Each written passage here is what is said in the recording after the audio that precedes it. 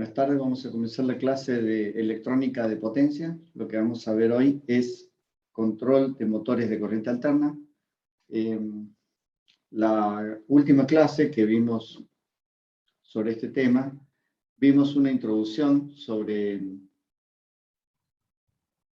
el control, sobre la modelización del motor. Y lo que vamos a hacer hoy es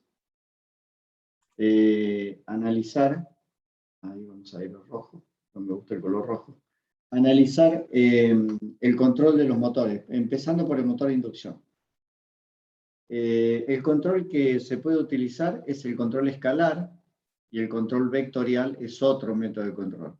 El control escalar simplemente regula la tensión y la frecuencia con el método volt por hertz,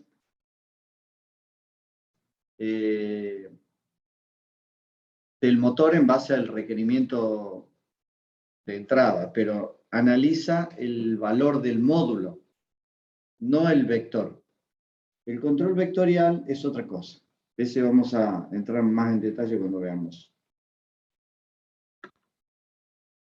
Puedo adelantar algo. El motor de corriente continua es el que está modelado a la izquierda como si fuera un disco en las cuales nosotros en el punto rojo, nosotros con el dedo, supongan, lo intentamos mover hacia la izquierda. La fuerza tangencial que estamos aplicando sobre este disco sería la corriente de la armadura que genera el torque.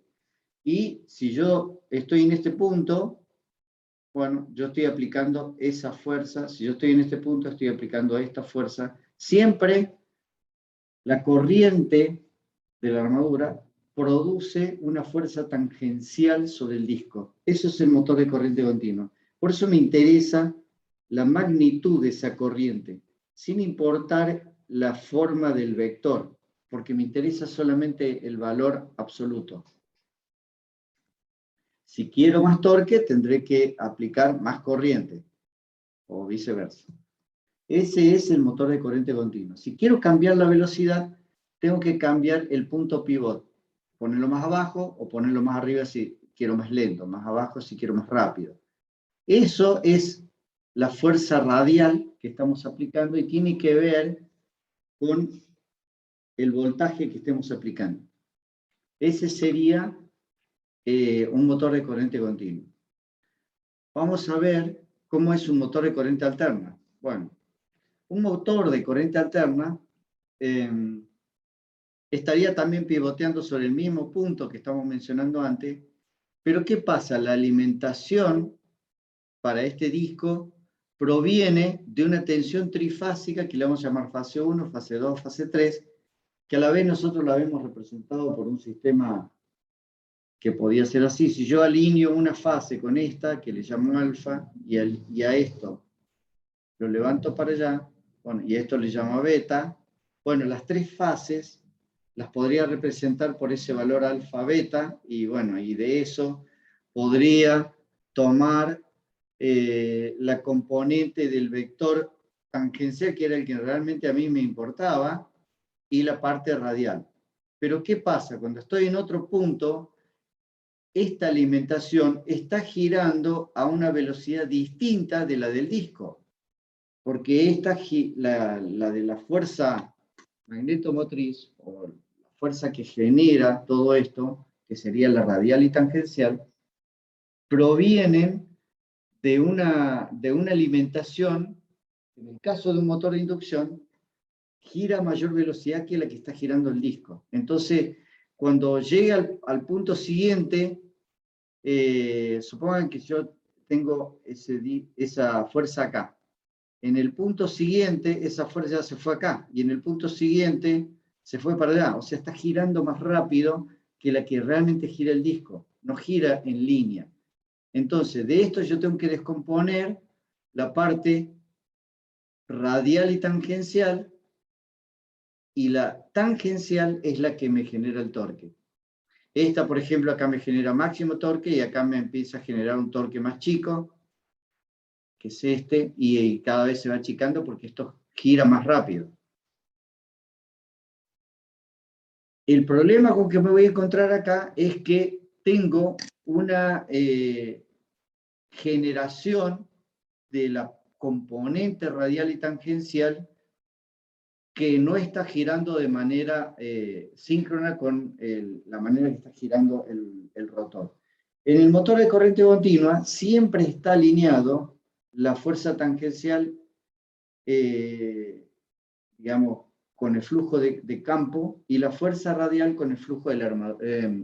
Al revés, la fuerza tangencial con el flujo de la armadura y la fuerza radial con el flujo de campo. Siempre independientemente de la posición relativa del rotor. En cambio acá, a medida que vamos analizando punto a punto dentro de los 360 grados, va pasando otra cosa, va girando de manera distinta. Entonces, hacer un control de esto es bastante más complicado, un motor de corriente alterna, que hacer un control para un sistema de motor de corriente continua. Es más, acá es todo escalar en el motor de continuo. Acá ya lo tengo que analizar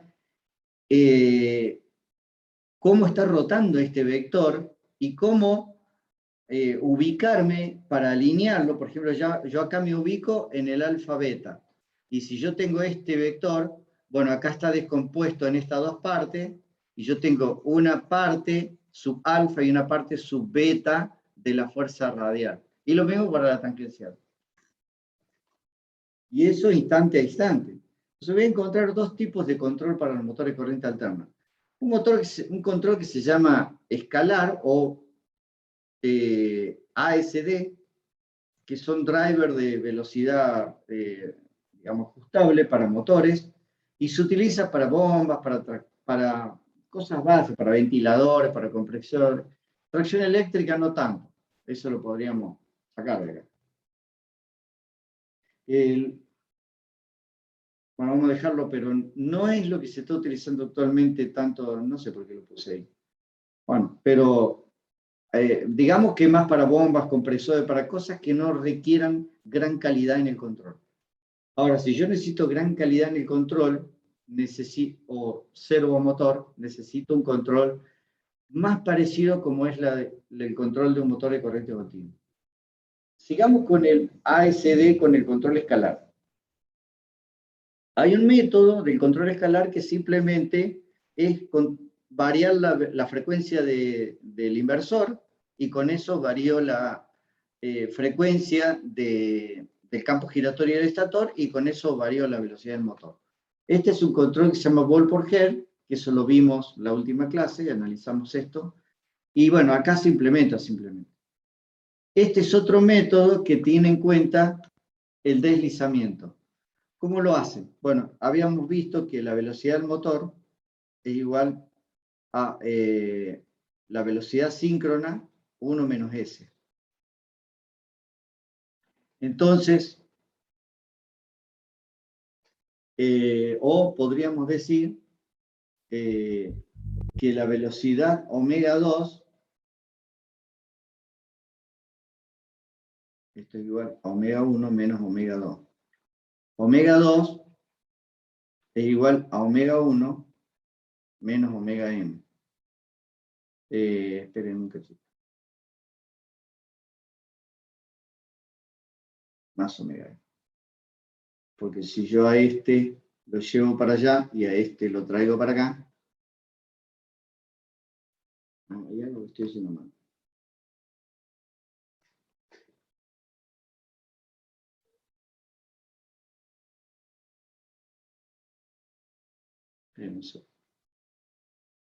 Omega 1 es igual a omega 2 más omega n. Ahí está. Matemática de primer grado. Perdón. Bueno, esta es la ecuación que está acá. Entonces yo tomo una muestra de la velocidad del motor,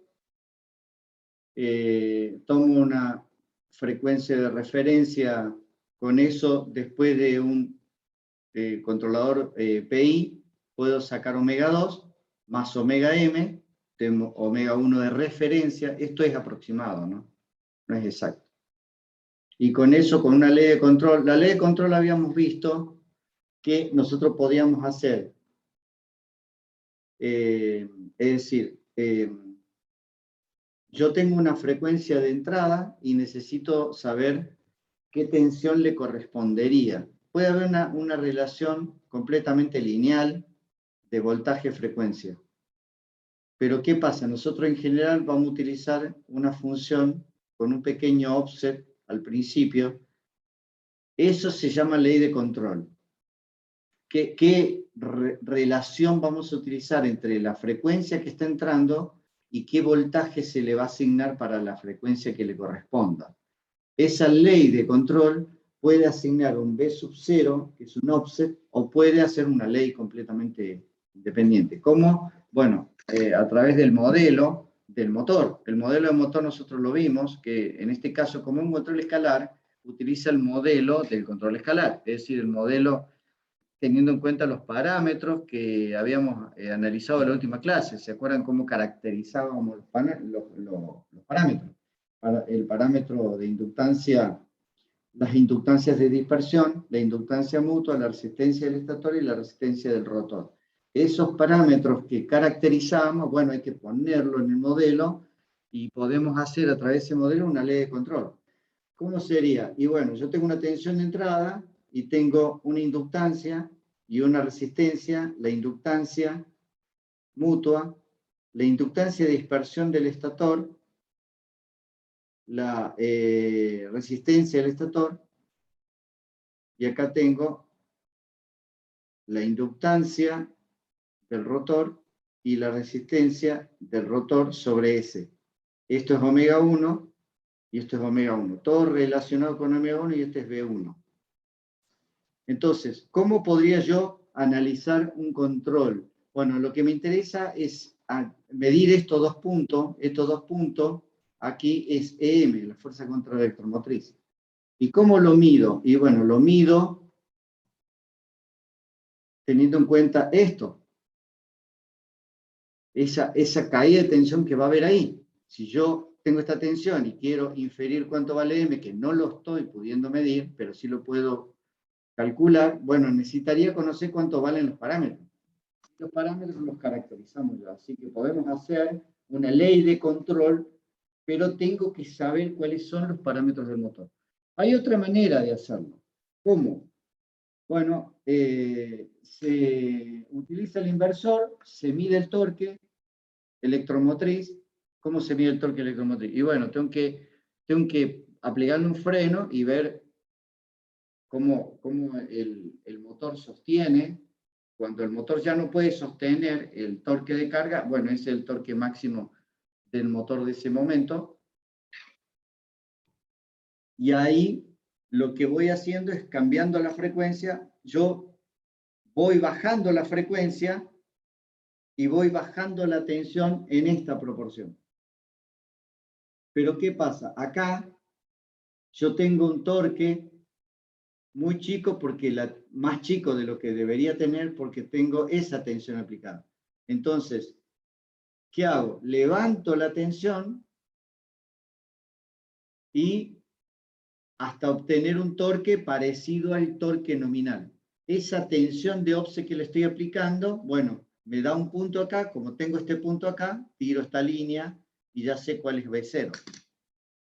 Y eso podría ser una ley de control, pero ese no necesita conocer los parámetros del motor. Yo necesito conocer todo esto. Simplemente lo mido el torque que estoy observando en base a esos casos. Esa es otra manera. Es decir, agregándole un offset o caracterizando la máquina. Eso sería para utilizar, para controlar bombas, para controlar motores, velocidad de motores, pero no de precisión. Si yo quiero hacer un control de precisión, un servomotor, necesitaría hacer un servomotor parecido al del motor de corriente continua. Bueno, hay una manera de lograrlo y la creó Blaske en el año 1976, creo. En el año 70, a mitad de los 70, Blaske, en Alemania, en Siemens, junto con Hasse en otro lado, prácticamente fueron contemporáneas los dos, nada más que se le asignó a Blaske, porque él fue el que lo defendió y lo mostró, él trabajaba en Siemens. cómo hacer que el motor de corriente alterna asíncrono se comporte de una manera parecida a cómo se comporta un motor de corriente continua. ¿Cómo lo logró? Bueno, trabajaba en Siemens, tenía muchas posibilidades de poner sensores por todos lados. Puso sensores en el entrehierro,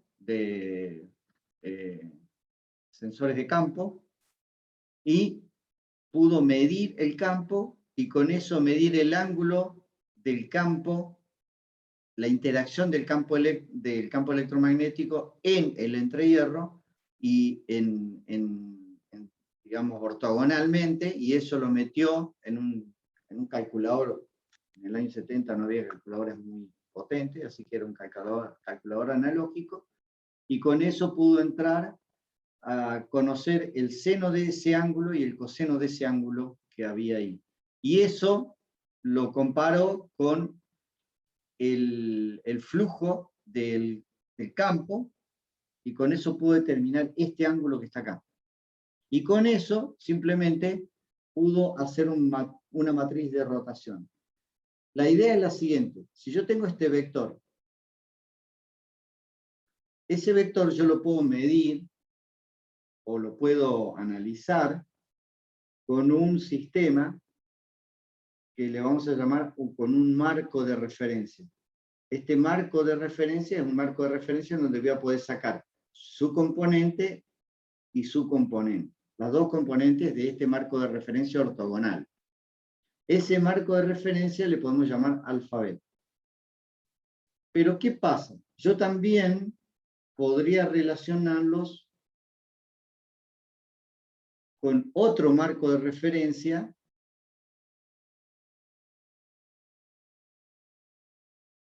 que ese marco de referencia estar girando, no estar quieto, sino estar girando. Este está quieto y este está girando. Y entonces yo acá voy a tener esta componente y esta componente. Es decir, yo puedo, para analizar un marco de referencia respecto del otro, tengo que conocer este ángulo. Ese ángulo es ese ángulo que él pudo medir. Y de esa manera pudo lograr hacer que este marco de referencia en azul, que él le llamó DQ, creo que él le llamó alfabeta, pero ahora se llama DQ. Disculpen que las nomenclaturas no son muy buenas. Pero este marco de referencia, que le vamos a llamar estacionario, gira a la misma velocidad de giro del vector rojo. Entonces esta componente siempre está quieta. ¿Por qué? Porque yo estoy moviendo el marco de referencia conforme se mueve el vector. En cambio, el de verde se queda quieta, entonces a medida que va cambiando ese vector, va cambiando para allá, a medida que va girando, yo voy haciendo una descomposición, y esta descomposición, a medida que ese vector vaya girando y vaya girando así, esa descomposición que voy a ver en el marco de referencia verde va a ser una señal senoidal para la parte real y una señal senoidal para la parte imaginaria. En cambio, en el eje de azul es un valor quieto. Ya lo voy a mostrar con una diapositiva, mucho más, digamos, una mejora de esa diapositiva, y para que ustedes vean cómo se ve eso. La cuestión es que cómo hacer la rotación de un sistema de ejes con otro, eso lo vieron en álgebra ustedes. Y es esta ecuación, que es la ecuación de matriz de rotación de un marco de referencia con otro, que está en los libros de álgebra 1, y bueno, como lo utilizó Park, bueno, le llamó transformación de Park, pero es una transformación de Euler clásica, digamos. Y después, si yo quiero antitransformarlo, para volver a mi sistema anterior, lo puedo hacer con la matriz de antitransformación.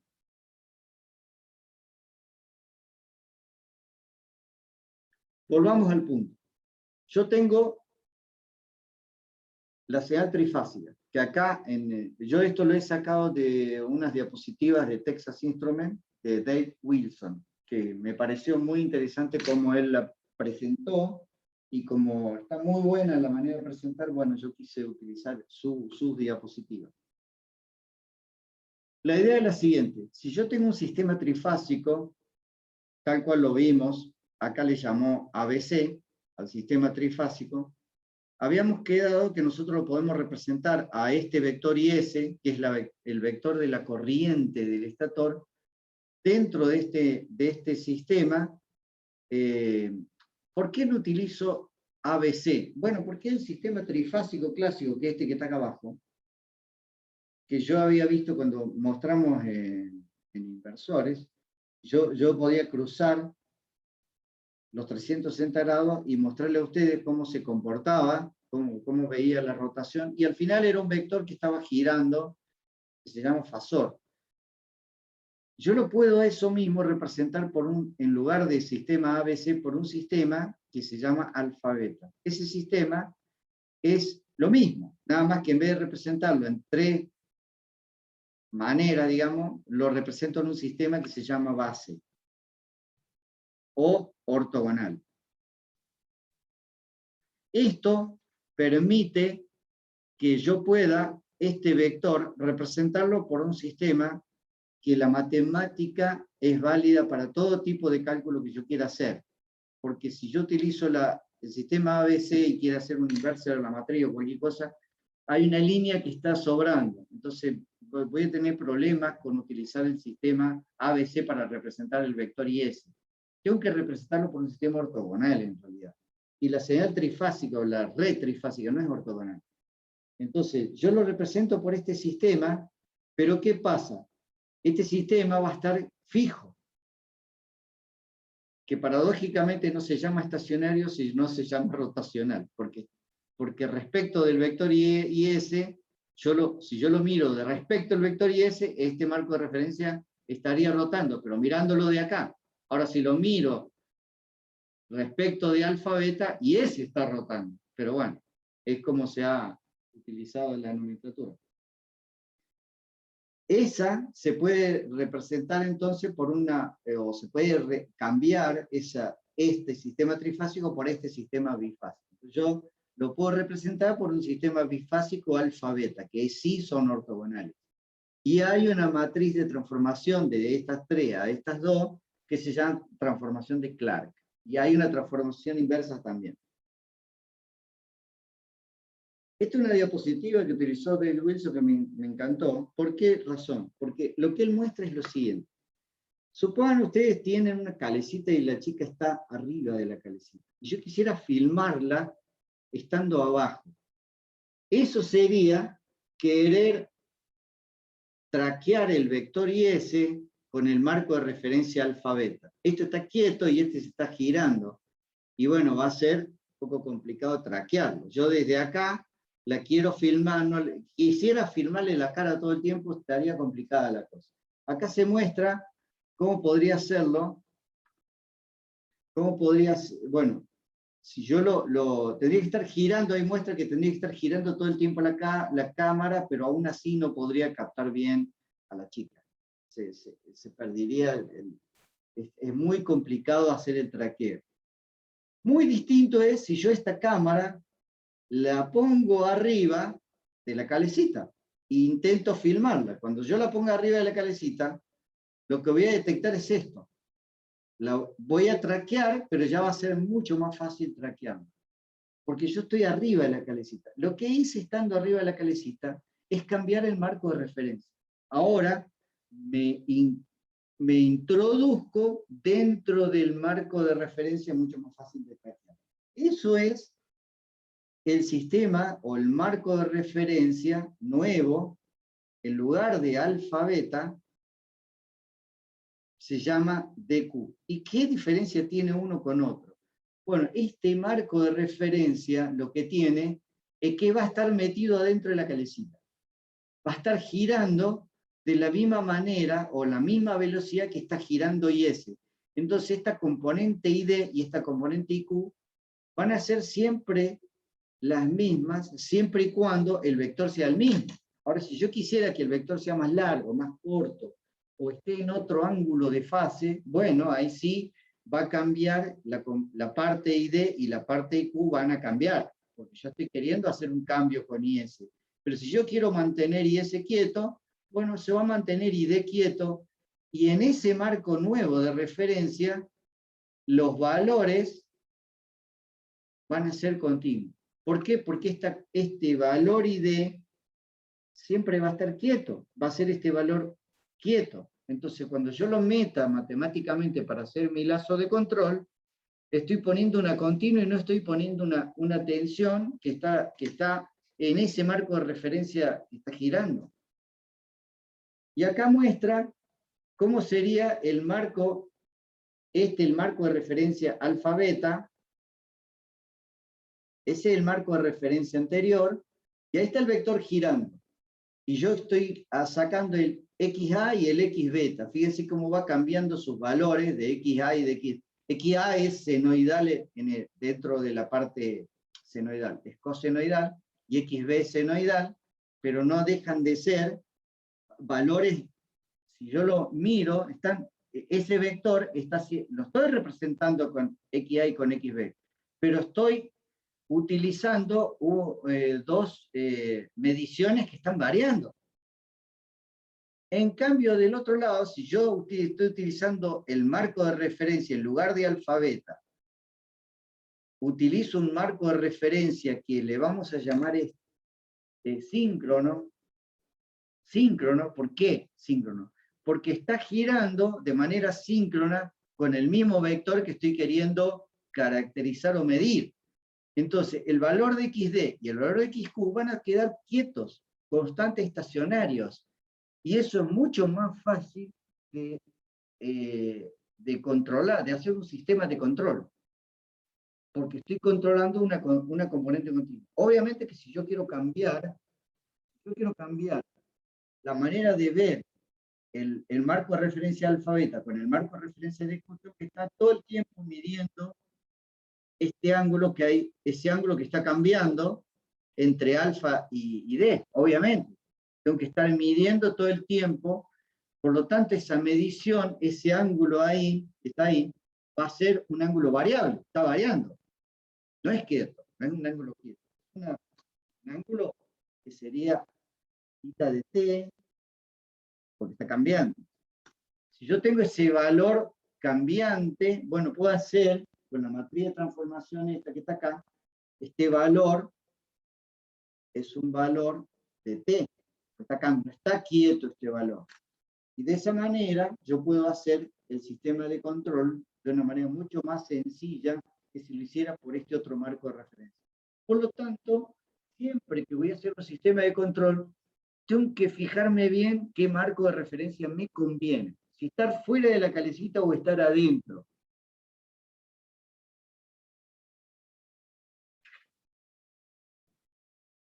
Una vez que yo pude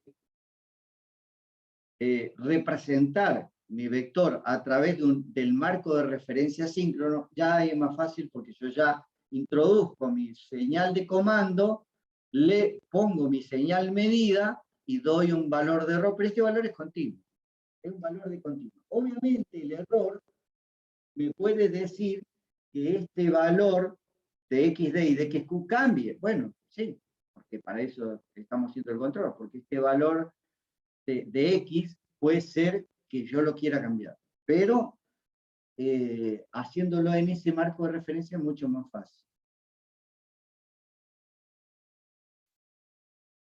Bueno, y después simplemente tengo que utilizar un PI para hacer el controlador, que va a depender del tipo de motor, cómo va a ser la caracterización, digamos, en cuestión. Pero ese sería, digamos, la clave de cómo controlar o cómo medir y cómo hacer el sistema de control, si luego desde el sistema que se llama estacionario o alfa beta o síncrono que se llama DQ, que es lo que me conviene a mí. Entonces, para hacer un controlador de un motor, ¿qué tendría que hacer? Bueno, tomar la corriente y ABC como es de una referencia base, tomando 2 nomás, yo ya puedo deducir la C. No necesito medir las 3 corrientes. Con medir 2 yo ya me alcanzaría. Me alcanza, no me alcanzaría, me alcanza. Bien, con eso utilizo la transformación de Clark y puedo determinar el valor IA y el valor IB y el valor IC dentro del marco de referencia alfa beta. Este marco de referencia es estacionario y ahora necesitaría conocer ese ángulo θ de t que le llamó de una forma, ahora le llama θ, bueno, depende del libro que yo fui utilizando.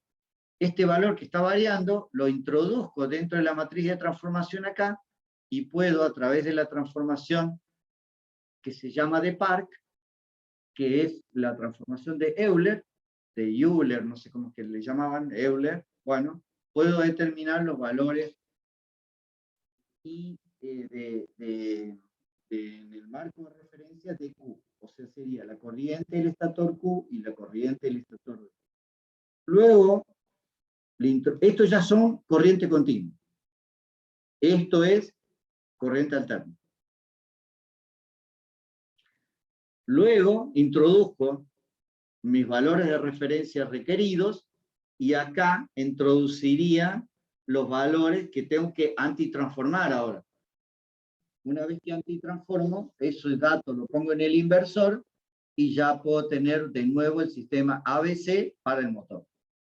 Esos son los pasos que se hacen en un controlador. Este es el método de cálculo SLIP, que es el que ya mostré recién, que sería este que está acá. O deslizamiento en castellano, pero acá lo muestra David Wilson, lo muestra de esta forma, pero es este es el mismo diagrama que le mostré antes. Y esto como se lleva a cabo de manera prolija, digamos, se hace de esta forma. Yo lo mostré de una manera bastante básica, pero esta es la manera que se utiliza para poder hacer esa metodología de control de inducción, con la transformada de Clark y con la transformada de Park directa y la inversa. Que sería esto que está acá, bueno, sería esto de manera prolífica. ¿Cómo se controla un motor síncrono? Bueno, el motor síncrono es distinto, porque el motor síncrono, el rotor gira a la misma velocidad que el campo giratorio del estator. ¿Sí gira a la misma velocidad? Sí, el síncrono gira a la misma velocidad, pero no en la misma fase. Entonces, hay una fase, o sea, están desfasados el rotor con el campo giratorio del estator, hay un ángulo que le es favorable para motor, que es acá. Y hay un ángulo que le es favorable para freno, que es acá. Atrasado es freno y adelantado este ángulo es motor. Dependiendo del tipo de motor, es cuál es el ángulo. Este es un ángulo para un motor de polos salientes. Y este es un ángulo para motor de rotor cilíndrico o de polos lisos. Este es el ángulo en realidad que es mucho menos que 90 grados, que le es favorable y es el ángulo que tengo máximo torque. Entonces mi controlador va a estar orientado ya no hacia hacer todo ese tema del motor de inducción, sino que va a estar orientado a mantener el ángulo de fase que hay entre digamos, el rotor y el campo giratorio del estator. Mantener constante este ángulo y el sistema de control va a estar relacionado con eso. Entonces, un rango para el motor cilíndrico y otro rango para el motor de polo cilíndrico. Y el diagrama en bloque sería algo así como esto. Acá está mostrado acá, pero en realidad para medir corriente tengo que utilizar sensor efecto Hall. Con una bobinita no puedo medir. Puedo medir puedo medir corriente alterna, pero no puedo medir la componente de continua que tiene esa corriente alterna, porque un transformador solamente mide derivadas, solamente mide variaciones, no mide valores constantes. Entonces, como sensor de corriente necesito un sensor de efecto Hall. Está mostrado así, pero en realidad son sensores de corriente. Bueno, eso entraría en el controlador y además necesito conocer la velocidad o el ángulo. Con eso, introduzco en el sistema y el controlador va a mantener constante el ángulo de la corriente del campo giratorio y estator con el ángulo, la relación angular que hay entre ambos del motor. Obviamente, dependerá del tipo de motor y de la cantidad de polos, de par de polos que tenga, cómo va a ser esa relación, pero esa relación la tengo que mantener constante y el controlador va a ir a ese objetivo, mantener constante el ángulo del motor dependiendo del tipo de motor que se tenga. ¿Hay otros tipos de motores síncronos? Sí, hay bastantes tipos de motores síncronos. Hay uno que se llama síncrono de reluctancia conmutada. ¿De qué se trata? Tiene el estator bobinado. Acá está puesto solamente la parte, no está mostrado el bobinado, pero ahí está bobinado. Y el rotor es material magnético, digamos, no, perdón, disculpen, un material de reluctancia, es decir, un trozo de hierro, supongo. Es de reluctancia, pero no es magnético. Eh, es un material ferroso, por ejemplo, no magnético. Ese sería el rotor. ¿Y cómo es la idea de funcionamiento? Bueno, el estator está bobinado. Entonces, si yo tengo este rotor, que es de material magnético, y si yo quiero hacer que gire hacia la derecha, bueno, tendré que hacer que, por ejemplo, que esto se vea traído por acá. Entonces, se lleve para allá. Y que esto se vea traído por acá, es decir, se lleve para allá. Y esto desenergizado. Entonces, tengo que energizar este bobinado. Con ese bobinado, si yo quiero que gire a la derecha, si yo quiero que gire a la izquierda en el instante mostrado ahí, bueno, no, tengo que energizar este bobinado para que se vea traído para allá y se vea traído para acá. Entonces, dependiendo hacia dónde quiera que gire y cómo quiero que gire, es cuál es el bobinado que voy a activar. Este lo activo y el resto no. Sería algo parecido a un motor paso a paso, pero el rotor tiene material ferroso, digamos, o sea, es material de reluctancia. ¿Cómo a bajas velocidades voy a notar el salto que hay entre un paso y el otro? Entonces voy a tener un problema de bajas velocidades. Lo que se hace para bajas velocidades es de hacer que ese paso sea suave. Es decir, que el bobinado de fase A vaya cediendo a medida que el bobinado de fase B vaya tomando. Y gradualmente va cediendo y gradualmente va tomando. Que no sea un salto. Esa es una manera más suave de que no se note ese salto que puede ocurrir en un motor paso a paso. Porque al tener pocos pasos, a baja velocidad se notaría. Y la electrónica de potencia es simplemente vista como si fuera un motor síncrono. Entonces yo tengo este bobinado y este bobinado, y voy activando el bobinado según me vaya necesitando, y lo voy a ir manteniendo de esa forma. ¿Cómo es la estrategia de control? Primero tengo que detectar la posición inicial del rotor. ¿Para qué? Para saber dónde estoy. Qué bobinado estaba conectado y qué posición relativa tiene el rotor para saber cuál bobinado es el que le corresponde según la velocidad y según el sentido de giro. Cálculo de la conmutación en función del signo, el torque y todo lo demás. Bueno, una vez decidido qué bobinado tengo que utilizar, PWM sobre ese bobinado. Mayor PWM, o sea, mayor ciclo de trabajo, menor ciclo de trabajo, según la velocidad que yo quisiera. Entonces, ese cálculo dependerá de la velocidad. Monitoreo de la posición del rotor y selección de la fase activa, eso se hace siempre. Y una estrategia para bajas velocidades, que es lo que acabo de comentar recién, que sea más suave la conmutación. Hay otro motor que es distinto del de reluctancia, que es un motor que en el rotor tiene imanes permanentes. En lugar de tener una reluctancia, sacamos esa reluctancia y tiene imanes permanentes. Bien. Eso se llama motor sin escobilla, porque el motor es similar a un motor de corriente continua, pero invertido. En donde en el motor de corriente continua, el estator tiene los imanes, acá el rotor tiene los imanes. En el motor de corriente continua, el campo está bobinado en el rotor. En el motor de corriente brushless, el campo está, la armadura está bobinado en el estator. Y en el motor de corriente continua, la armadura está bobinado en el rotor. Entonces necesito hacer la inversión con, digamos, escobillas en el motor de corriente continua, y acá no, porque está en el estator. Ahí aparece una serie de aplicaciones de distintos tipos de motores que se llama BLDC o PMSM. Ahí tiene algunos tipos de motores brushless.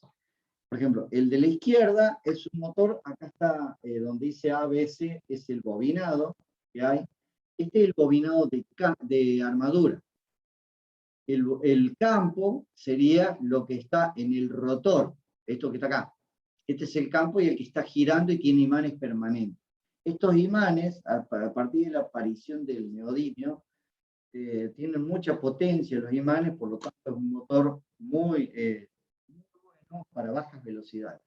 Para altas velocidades tiene un problema que es la fuerza contracción motriz muy alta y tiene poca eficiencia para altas. Pero para bajas velocidades sí, para baja velocidad el motor brushless es uno de los mejores. Este es de imanes puestos de esa manera muy precisa, y este imanes, este sería un motor más barato, de imanes puestos en la parte interior. Y este en la parte superficial. Y este un motor lineal, también brushless. Y este un motor de flujo axial. Puede haber varios de estos, varios discos, digamos, en paralelo con esto. Este tipo de motores se suele poner en motores de baja velocidades para el ruedo. Directamente va adosado en el ruedo. Acá, de este lado izquierdo está el bobinado y del lado derecho está el material. ¿Cómo el sistema de control? Bueno, el sistema de control es bastante parecido a cómo controlaríamos un motor de corriente continua. Es decir, yo tengo la posición detectada de dónde está el norte, dónde está el sur, bueno, y quisiera hacer girar para un lado, bueno, sabiendo la posición que tengo angular, qué ángulo estoy, y para qué valor, para qué lado quisiera moverme, conmuto la bobina que le corresponde, el par de bobinas que le corresponde, es decir, la bobina de arriba, el transistor de arriba y uno de los dos transistores de abajo. Si fuera un motor trifásico, ¿no?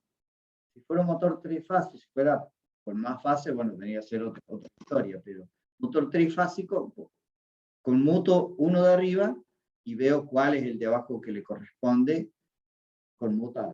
¿Y la velocidad cómo se calcula? Bueno, con el PWM que le aplique al bobinado, a los transistores que he decidido conmutar.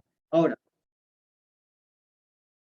¿cómo sé yo qué transistores ir conmutando? Si este, o este y este. ¿Cómo sé yo qué? Y para saber eso, necesito conocer qué posición relativa tiene el rotor. De la misma manera que un motor de corriente continua. ¿Cómo un motor de corriente continua sabe cómo tiene que hacer la conmutación? Y lo hace automáticamente por la posición relativa que tiene el rotor con las escobillas. Y con la ubicación de la escobilla, a medida que va girando y va haciendo la conmutación. Acá es lo mismo. O sea, la conmutación está ligada con el sensado de la posición relativa y con eso una estrategia, una tabla directamente, y eso define qué transistores se conmutan. Yo sobre eso no puedo decidir. De la misma manera que no puedo decidir sobre un motor de corriente continua qué delgas se van a ir conmutando. No, la conmutación de la delga la define la posición relativa que tenga el motor respecto de las escobillas. Acá igual. Motor Bragg es igual. ¿Y qué interacción tengo yo? Y con el PWM, una vez decidido cuáles son los transistores que se conmutan, bueno, ahí aplico PWM a esos transistores y con eso veo la velocidad. De la misma manera que utilizamos motores continuos. ¿Cómo controlábamos la velocidad? Con un PWM. ¿Qué pasa si yo quiero invertir el sentido de giro? Ahí sí, el sistema de control sí decide, digamos, la secuencia. Porque yo estoy queriendo invertir el sentido de giro. Entonces ahí sí invierte la manera de conmutar los transistores. Ahí sí la estrategia de control interactúa. Solamente cuando quiero cambiar el sentido de giro.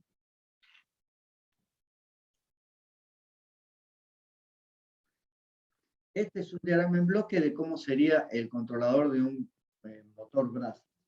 Necesito la posición angular que tiene el rotor dentro de los 360 grados, y eso lo introduzco en mi bloque de control, y con eso yo puedo directamente saber qué transistores se conectan.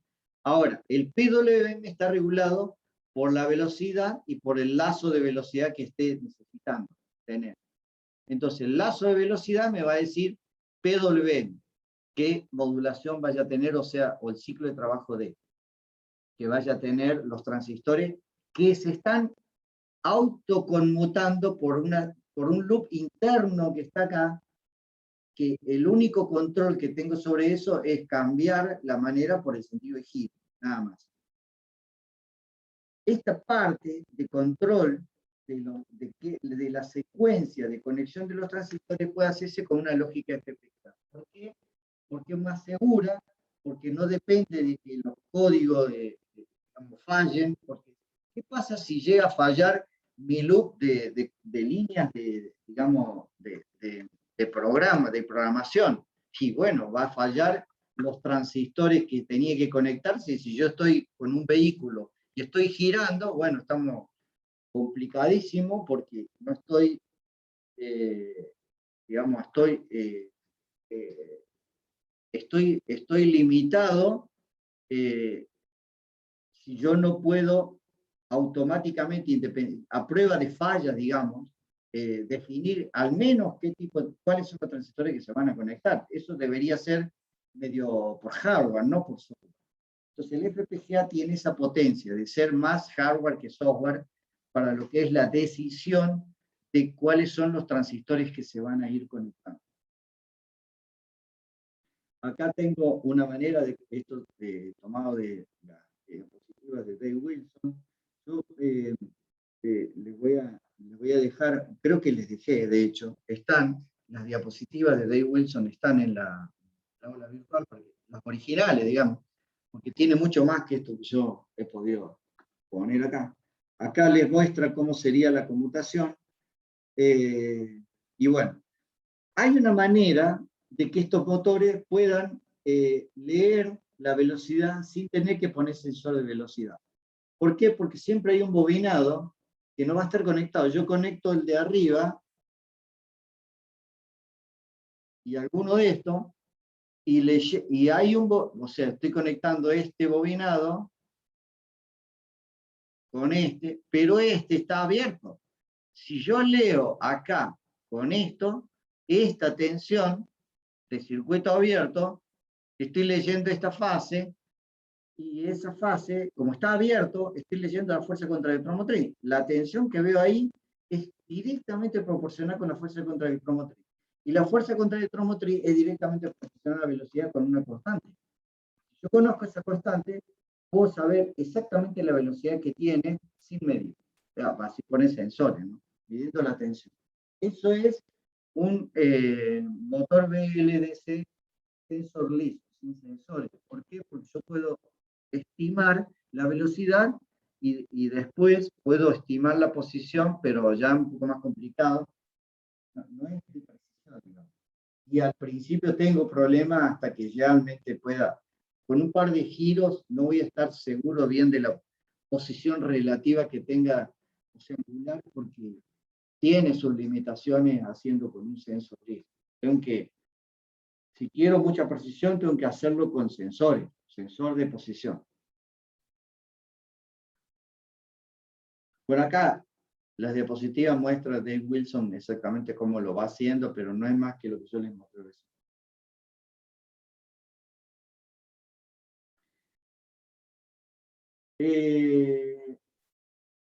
El motor, hay un motor que se llama IPM, que es un motor,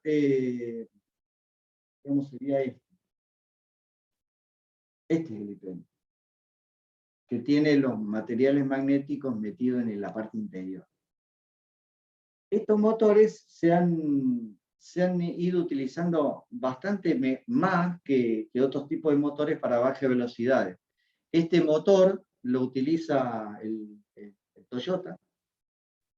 Y bueno, acá caracterizado, digamos, la matemática, pero lo que tienen estos motores que han mezclado tanto Toyota, los Toyota, los motores eléctricos de los Toyota, como de los autos Tesla, están utilizando una mezcla entre el motor IPM con el motor síncrono de reluctancia conmutada. Hacen una mezcla de las dos cosas. Y ellos han podido determinar el ángulo necesario para que el motor utilice el máximo provecho, funcionando como motor digamos, de imanes permanentes para bajas velocidades y como motor de reluctancia para altas velocidades. Eso es lo que han podido hacer. Bueno, acá muestra un poquito este paper que está acá, que no lo tenía, ahora lo voy a buscar, a ver si lo tienen. Y ahí muestra el Prius cómo es el ángulo que da máximo torque. Esta es la parte magnética. Y esta es la parte de reluctancia. Y muestra que acá tiene el máximo ángulo de reluctancia, que es alrededor de 50 grados. Si yo, con mi sistema de control, mantengo 50 grados exactos de control entre el flujo de campo y el rotor, y la posición relativa del rotor, puedo tener un torque muy alto y está trabajando la parte de magnética. Este es un diagrama en bloque de un controlador IPM que es parecido al control de motor asíncrono, pero acá no tendría problema porque están girando a velocidad síncrona. Mi única preocupación acá es saber mantener el ángulo fijo, que sería alrededor de 50 grados. Para el caso de este híbrido, y 90 grados para el caso del IPM solo. Si es un IPM solo, es 90 grados. Entonces, lo que han hecho es mezclar el IPM con el síncrono de reluctancia conmutada y han logrado meterle los imanes en la parte interior y hacer el aprovechamiento de los dos casos. Acá tiene un ejemplo arriba de un motor síncrono con imanes puestos ahí, y además de reluctancia conmutada, que no está mostrado acá en detalle, está mostrado más grande, digamos, el rotor que el lugar donde va ubicado por una cuestión de dimensionamiento, pero este sería el rotor. Y acá está mostrado para el primer caso abajo de 3 fases y arriba de 5 fases. Y acá les dejé una diapositiva que son de cómo el Tesla Model 3 utiliza un motor que tiene imanes permanentes, mostrado acá muestra cómo serían, por acá está, los imanes permanentes metidos y además es síncrono la reluctancia como está, y utiliza justo un torque de 50 grados para trabajar en bajas velocidades, y después aumenta el ángulo, que está mostrado en una diapositiva por acá, que de acá lo aumenta, ahí lo cambia, ese ángulo lo cambia, en donde, si ustedes se fijan, esta parte es la interacción de los imanes permanentes, y cómo baja la interacción, y cómo se mantiene. Cambio el ángulo, ese es el ángulo que voy a mantener ahora, para que trabaje como síncrono de reluctancia conmutada, a altas velocidades. ¿Qué logra con eso? Que la fuerza contra electromotriz tenga poco efecto y entonces tiene mejor rendimiento el motor. Bueno, sobre más detalle le voy a pedir que ustedes vean las diapositivas. Hay un video del Prius, pero es lo mismo digamos, del Tesla, pero el Tesla Model 3, pero es el mismo que utiliza el Prius. Y aparentemente por ese camino van a ir. No motores asíncronos y no motores síncronos y no motores Brase, sino que un motor híbrido entre el motor síncrono IPM con el motor de reluctancia conmutada. Eso es lo que hoy se está utilizando. No sé lo que se va a utilizar mañana porque esto va a cambiar. Pero eso es lo que han trabajado hasta ahora con los motores para tracción eléctrica. Bueno, yo les comento que Texas Instruments tiene muchas papers acerca de controlar motores. Acá hay un ejemplo de un control de inducción, de motor de inducción, por el método escalar volt por Hertz, con el inversor SB-PWM, que es una nota de aplicación SPRA 284A. Esta nota de aplicación dejé algunas diapositivas nomás. Aparte de esta hay un montón.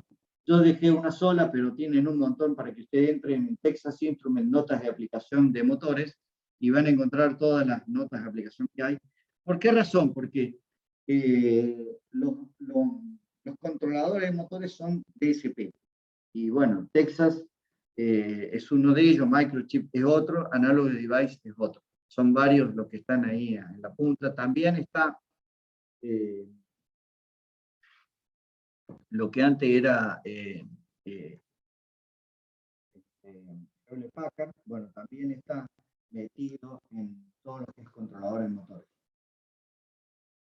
Acá tiene un diagrama en bloque de cómo sería un control volt por Hertz con la relación, acá está la relación con el offset que le tengo que poner a mi ley de control. Y es acá tienen omega 2, o acá le llamamos omega slip. Si agarran la diapositiva lo van a encontrar mejor que esto que está acá, un poquito mejor. Esto omega M, omega 1, perdón. Omega 1 o omega síncrono. Ahí dice síncrono. Y este es el slip. Este es el omega 2 y este es el omega N. Entonces, omega 1 o omega sin es igual a omega slip más omega m. Y ahí tienen la ley de control, que lo que aquí le hacen es aplicar un offset. Y acá tienen cómo son los pasos. Esto va a ser, me interesaría que, yo lo que único que puedo preguntarles aquí es acerca de los diagramas en bloque, no puedo hacer mucho más que eso. Porque muchos detalles está complicado porque ustedes lo pueden hacer tan rápido. Esto es cómo es el inversor SB-PWM, pues ya lo vimos en inversores. Así que acá quedaría un diagrama en bloque general de un controlador de motor. Siempre es un controlador de motor, obviamente, sería escalar. Y acá tienen cómo sería MATLAB, cómo sería un controlador de un motor vectorial con un inversor.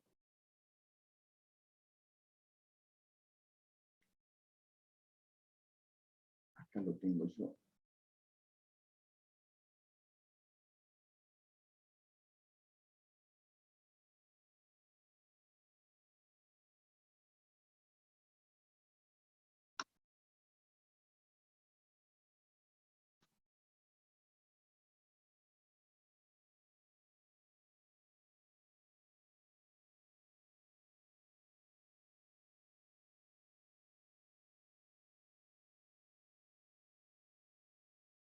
En Simulink pueden encontrar un montón de ejemplos ya hechos sobre distintos tipos de controladores, tanto para motores síncronos como para motores asíncronos. Todo tipo de controladores hay. Hay disponibles ya en los ejemplos, tienen muchos ejemplos. Están todos resueltos, digamos. Ahí tienen la máquina de inducción, el motor, ahí tienen todos los parámetros del motor y el inversor. El control vectorial, que tiene la ley de control, aquí hace los distintos cálculos. Acá hace la conversión de ABC a DQ directamente. Se puede hacer, en lugar de hacer de ABC a alfa beta y de alfa beta a DQ, se puede hacer directamente el ángulo que se estima, cómo hace la estimación del ángulo. Hacer el control o la estimación de ángulo es, digamos, es un tema fuera de la carrera de grado, es un tema de posgrado. Porque tiene en cuenta identificación o sea, tiene en cuenta un montón de detalles que no se ven en la carrera de grado. Pero, digamos, la mayoría de los controles vectoriales son temas de tesis de maestría generalmente pueden ser. Por eso son muchos detalles, no les voy a pedir. Sí, tienen que entender cómo sería la metodología, qué es lo que está pasando. Porque a usted le va a tocar en muchas ocasiones seleccionar motores en la industria o comprar los controladores. No seleccionar motores, seleccionar controladores. No, si quieren diseñar un controlador, bueno, tienen que hacer una maestría en control o una maestría en control de motores para poder hacer todos los algoritmos. Se escapa de la carrera de grado, mucho más que la carrera de grado. Por ahí tienen lo que hicimos siempre, el torque con el step del torque en determinado valor y que el motor siempre se adapta, pero acá hay un detalle. Bueno, acá tienen los distintos valores y bueno, ahí tienen cómo se comporta un controlador.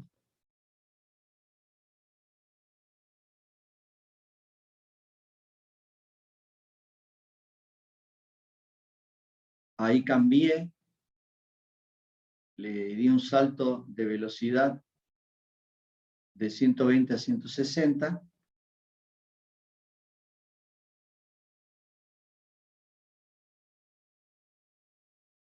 En un segundo.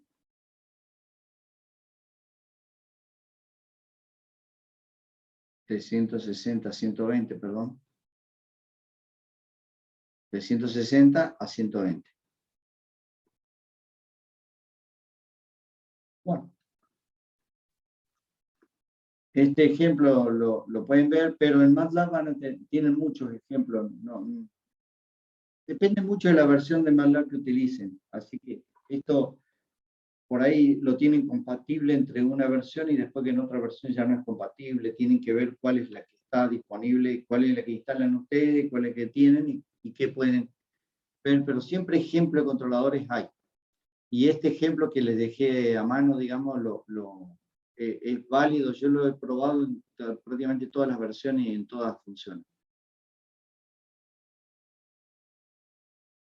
Bueno, la clase que viene, con esto terminamos. La clase que viene les voy a mostrar algún par de ejemplos sacados del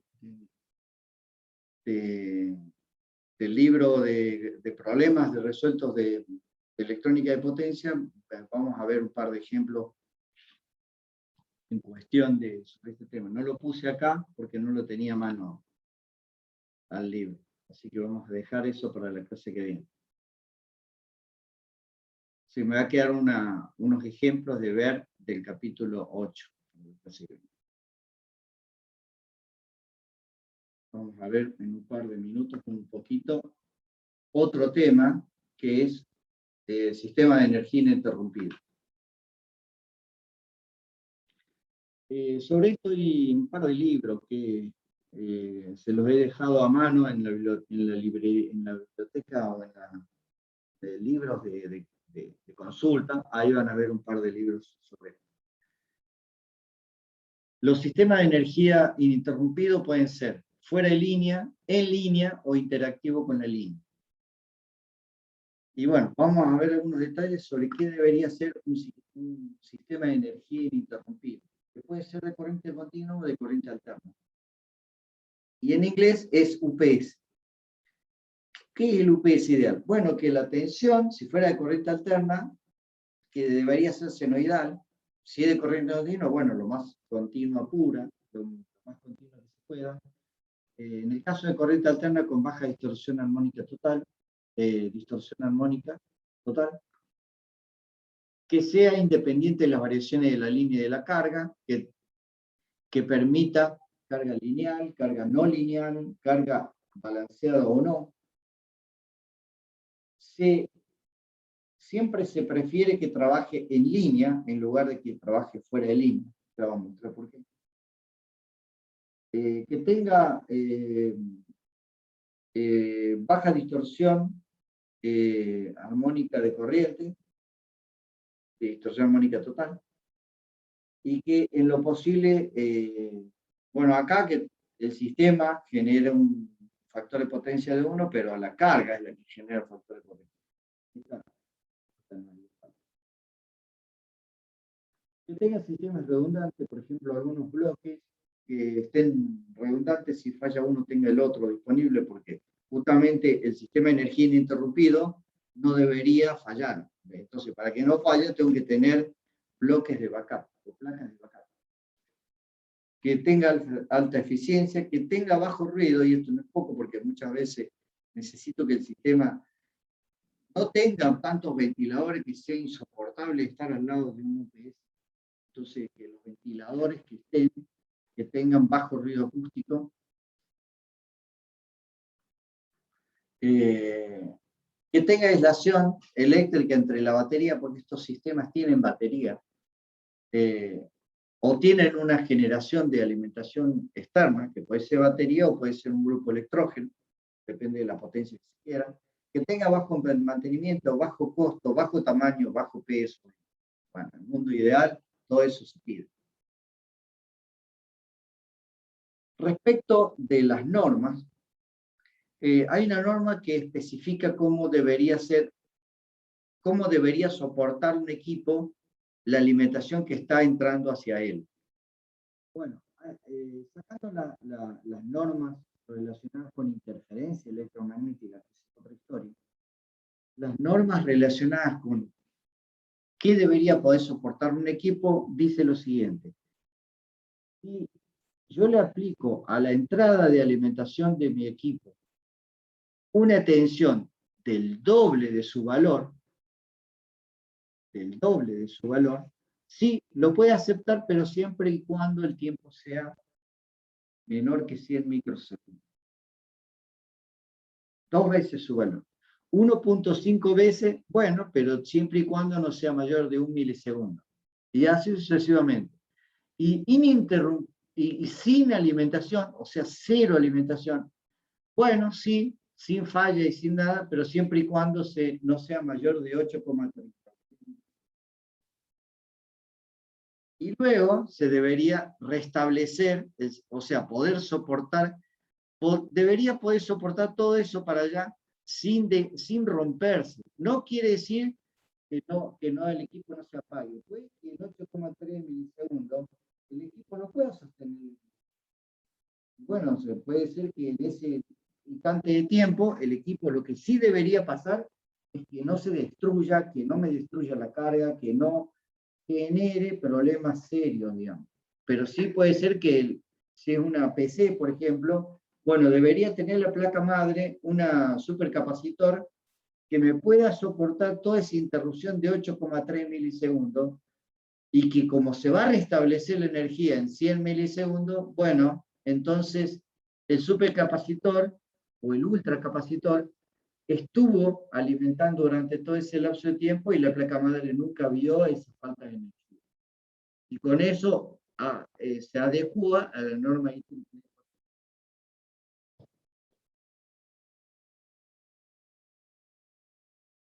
Bueno, ¿cómo sería un UPS de corriente continua? De alta potencia puede ser de la siguiente manera. Una batería con esto conectada directamente sobre la carga. Para que esté conectado directo, bueno, debería pasar, bueno, aparte de sacar las protecciones, porque acá está faltando un fusible, un circuit breaker. Bueno, acá estaría faltando un interruptor térmico o un fusible con la batería. Si la batería tiene la misma tensión del bus de la carga, bueno, estamos hablando de lo mismo.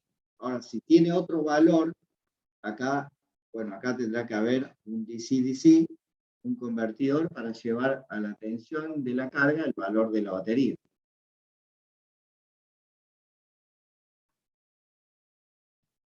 Ese sería por un paso. Si yo lo voy a alimentar al sistema con fuente de alimentación de la red, bueno, tendré que tener un convertidor de alterno en continuo, o sea, un rectificador con todo su sistema, con el capacitor, con todo metido acá adentro, suministrándome la tensión continua, cargando la batería y entregando la energía a la carga. Todas esas cosas deberían pasar por este lado, digamos. Y la batería está de backup. Por si esto se apaga o se desconecta, abre el switch y me queda la batería alimentando la carga. La carga tiene mucho requerimiento de potencia y esta interrupción está pasando por mucho tiempo, bueno, comparado con esta norma, estamos hablando de un segundo o 2 segundos. Si sigue desconectado esto, sigue habiendo interrupción de la red, bueno, prende el grupo electrógeno. La lógica de control acá, o la hace el UPS, que me controle todas estas cosas, o lo hace un PLC, que me puede controlar el grupo electrógeno, que me puede controlar a su vez, puede ser que el UPS termine acá, este sea el UPS. Y el grupo electrógeno ser otra cosa, que yo lo estoy utilizando para... ¿Por qué? Porque necesito una fuente de energía mucho más que lo que el UPS me puede entregar. Entonces acá está el PLC, que controla ambas cosas. Y que se conecta con el UPS y que se conecta con el grupo de electrógeno. ¿Cuándo? Cuando hay una interrupción de la red y cuando la batería se empieza a descargar. Entonces, prende el grupo electrógeno. Cuando el grupo electrógeno se pone en estado estacionario, conecta la llave y haría las funciones de la red.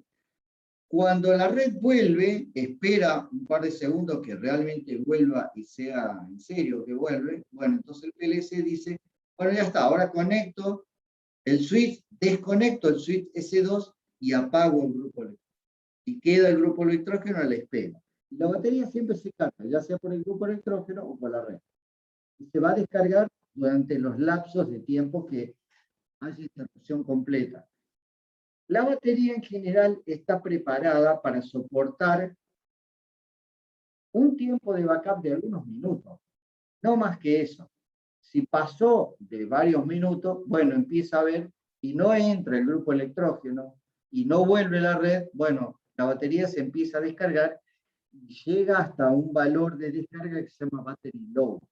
Cuando llega a su valor de battery low o de batería baja, tiene que sonar una alarma.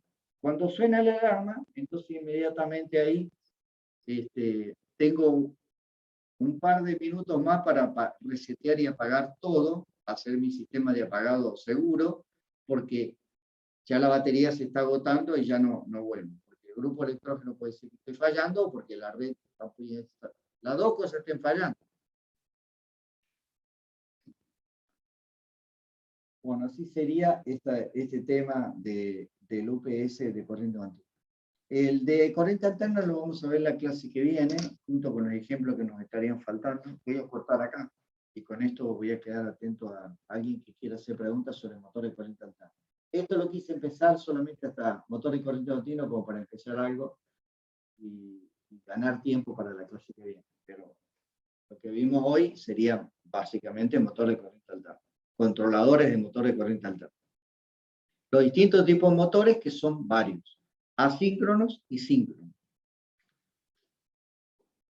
Bueno, ¿preguntas?